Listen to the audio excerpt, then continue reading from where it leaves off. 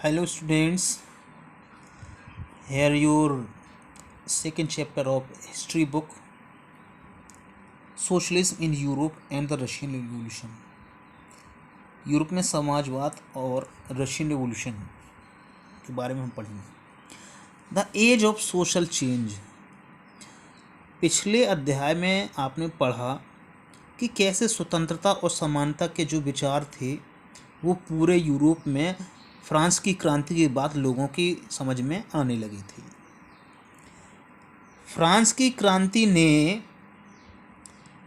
जो नई संभावना के द्वार खोले और वहाँ के समाज को, न केवल यूरोप के बल्कि पूरी दुनिया के समाज को एक नए बदलाव की तरफ लाने की कोशिश की।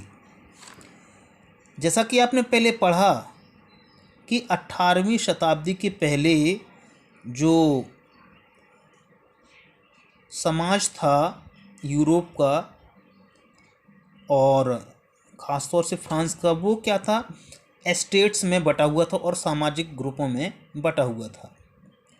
और चर्च और राजशाही यानी चर्च और राजा, ये वो लोग थे जो समाज के पूरे जितने भी अधिकार थे और जितनी भी अर्थव्यवस्था उन सब पर चर्च का और राजा का अधिकार था। लेकिन क्रांति के साथ ही ऐसा लगता था कि बहुत सारे परिवर्तन इसमें आए।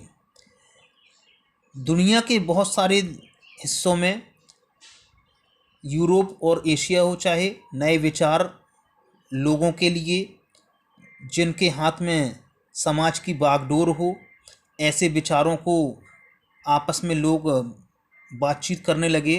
भारत में राजा राम मोहन रॉय और हेनरी एल डेरोजियो ने फ्रेंच रिवॉल्यूशन के महत्व की बात की और बहुत सारी ऐसी बहस हुई या फिर वार्तालाप हुए, वाद विवाद हुए, जिनमें यूरोप में जो फ्रांस में क्रांति हुई उसके बाद जो परिवर्तन आए उसके बारे में पूरी दुनिया में, वो खास एशिया में भी लोग अपने आपस में विचार विमर्श करने लगे। और ऐसे ही यूरोपीय कंट्रीज़ की जितनी भी कॉलोनीज पूरी दुनिया में थी, वहाँ भी उनको बदलने में लोगों में बहुत सारी सहूलियत मिली। न केवल यूरोप में,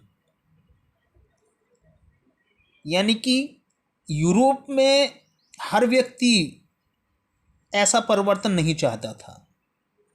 कुछ लोग परिवर्तन चाहते थे, कुछ लोग नहीं चाहते थे, और लोगों के रिस्पॉन्स इस परिवर्तन के लिए अलग अलग थे। कुछ चाहते थे कि ये परिवर्तन धीरे धीरे हों और कुछ लोग चाहते थे कि इसका पूरी तरह से बदलाव हो, कुछ चाहते थे कि इसका बिल्कुल बदलाव ना हो। तो उन लोगों में से कुछ कंजर्वेटिव कहलाते थे और दूसरे लिबरल्स या रेडिकल्स कहलाते थे।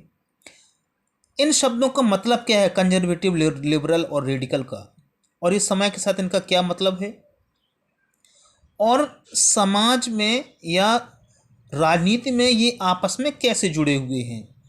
हमें ये ध्यान रखना होगा कि इन शब्दों का अलग अलग समय में अलग अलग अर्थ निकाला गया, अलग अलग जगह पर अलग अलग मंतव्य से इनका यूज किया गया। अब हम 19वीं शताब्दी की राजनीति के बारे में पढ़ेंगे। हम देखेंगे कि कौन कौन से महत्वपूर्ण परिवर्तन आए।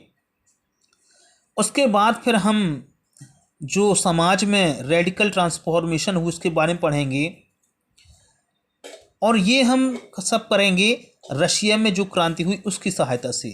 सोशलिज्म एक बहुत महत्वपूर्ण चीज़ बनी और 20वीं शताब्दी को इस सोशलिज्म में यानी समाजवाद ने समाज को नए निर्माण करने में एक बड़ी भूमिका अदा की।